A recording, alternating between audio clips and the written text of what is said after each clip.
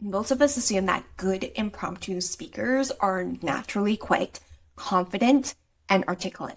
They seem to know exactly what to say, when they need to enter the conversation, and their point comes across sounding totally complete. And meanwhile, you may be still organizing your thoughts, checking whether your idea is useful, and wondering whether you can say it clearly enough. But that belief that people are either really good at speaking naturally or they're not is often exactly what keeps capable professionals silent in meetings. Because when you believe speaking is a fixed ability, every awkward attempt feels like proof that you don't have it. And you wait until you feel more confident, more prepared, or more certain, and by then the conversation has already moved on. What changed the way that I thought about speaking in meetings was a much simpler rule, and I noticed that I have something useful to contribute. I'd only give myself 5 seconds to begin, and not 5 seconds to create a flawless answer, but 5 seconds to enter the conversation before I mentally write that, full speech and talk myself out of saying that first sentence.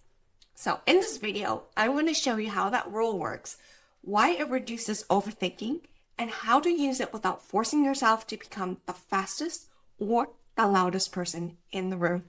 If you've never watched a video of mine before, my name is Josephine Ho. I'm a career growth and leadership coach, and I work with quiet, high-performing professionals who usually know their work extremely well. Their challenge is rarely a lack of ideas. It's actually that they're trying to evaluate the quality of the idea and then anticipate how everyone might respond and perfect the delivery while the meeting is still moving. And that's actually a lot of mental work to have to perform in a very small window of time. So the goal of impromptu speaking is not to produce a really polished keynote, right? It is to contribute something useful before you feel that you're completely ready. And that requires a shift away from asking, how do I sound? And toward asking, what would help this conversation move forward? So before we get into the 5-second rule itself, we need to look at the story running underneath that hesitation.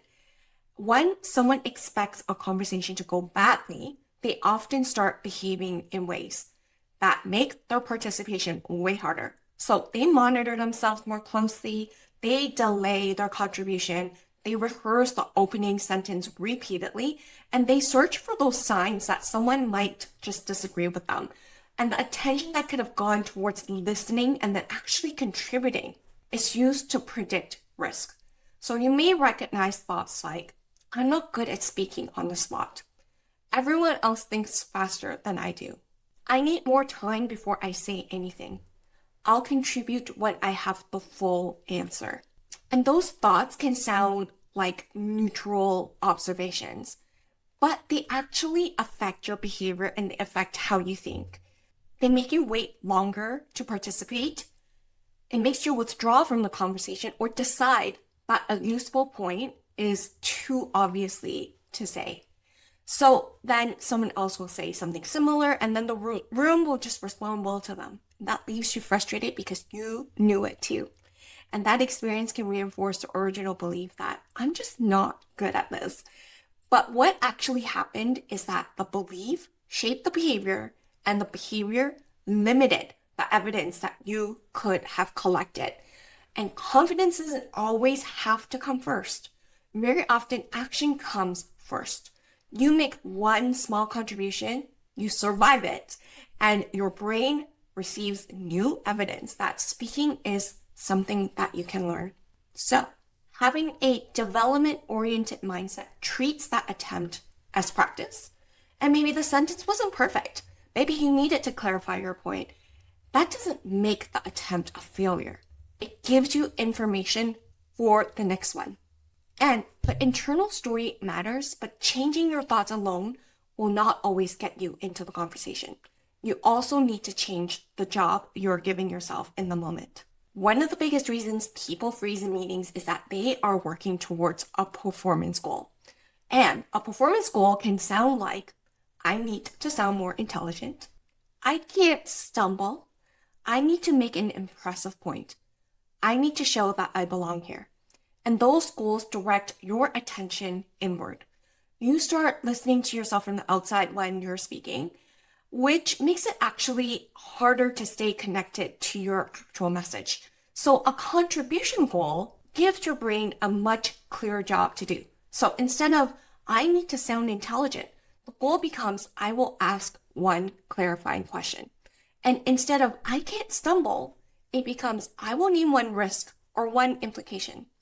And instead of, I need to impress the room, it becomes, I will help the group make a clear decision. And that shift matters because contribution goals focus your attention on the work, the audience, and the purpose of the discussion. So a simple framework you can use for this is notice, name, contribute. First, notice. So notice what is happening in the conversation. Are people repeating the same point? Is there missing information? Does everyone seem to agree before the implications have actually been discussed? Is there tension that no one has named? Is ownership unclear? Name what you are going to say. Now name what you're observing. You might say, it sounds as though we agree on the goal, but not yet on the approach. I think the unresolved issue is ownership. We seem to be moving toward a decision, but I'm not sure we've discussed the risk to the timeline. Then contribute one question or insight or recommendation. So could we clarify who has final decision authority?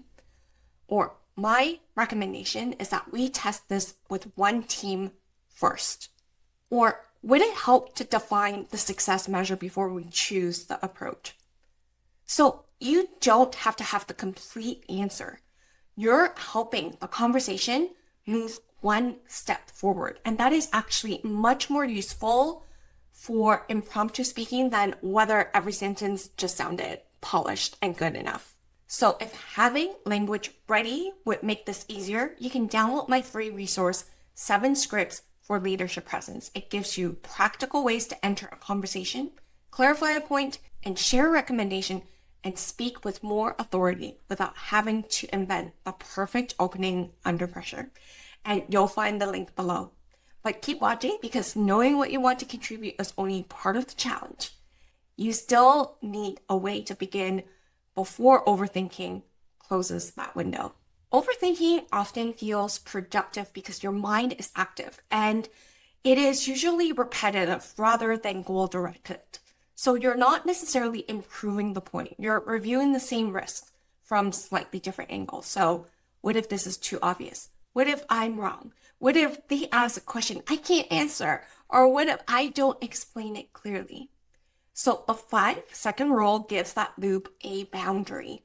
And when you notice a useful thought, choose an entry phrase and begin within the 5 seconds. So you're not committing to a long explanation. You're really just getting the first sentence into the room. So your entry phrase might just be something like, one thing I want to add is, the risk I'm noticing is, can I clarify one point? The implication for our team may be, my recommendation would be. And once you begin, your thinking often will catch up. So the hardest part wasn't just forming the entire idea. It was crossing the threshold into the conversation. And under pressure, don't ask your brain to actually invent the perfect opening. Just give it a little handle, So you can also use a few thought swaps to reduce the pressure. So this must be impressive becomes this must be useful. I might be wrong becomes this may add another data point. Or I need the complete answer becomes I can contribute one part. So the point of the 5-second rule isn't speed for the sake of speaking. It's preventing self-evaluation from taking over before that contribution has any airtime. So start with something low risk. You don't need to use this rule for the most controversial opinion in the most intimidating meeting, right? Use it when you have a clarifying question. Use it to summarize what you heard. Use it when you can connect two ideas or identify an implication. The rule works because it actually turns speaking from this vague intention into a small action. And once you can take that small action, you can start to begin building confidence that's in a way that is much more reliable than waiting to feel like you've got it all, like you're fearless and you're completely ready. And the 5-second rule actually becomes more effective when you combine it with gradual practice. So create a speaking ladder that moves from the least intimidating contribution to the most intimidating. So for example, you might begin by making a casual comment before the meeting officially starts and ask a factual question. Next, you want to summarize another person's point, and after that, you can add a recommendation or disagree respectfully. Eventually, you may volunteer to present or lead parts of the conversation, and the order will look different for everyone. So what matters is that you stop treating speaking up in an impromptu way as this just one giant task or this burden that you carry with you. So you're building the skill through really small, repeatable, and safe actions. And before your next meeting, just choose one speaking job. Is it to ask, add, clarify, connect, summarize? And that is going to be the contribution goal for that meeting. Then afterward, record 3 pieces of evidence. So, what did I contribute? What happened as a result? And what will I repeat? So, what you're looking for is you're looking for evidence of action and not evidence of being perfect. Maybe you asked a question and someone gave you useful information. Maybe you summarized the discussion and it helped the group actually reach alignment. And maybe your recommendation wasn't adopted, but it introduced a risk the group needed to consider. So those are all successful contributions, and this is how confidence grows in a way that you can trust.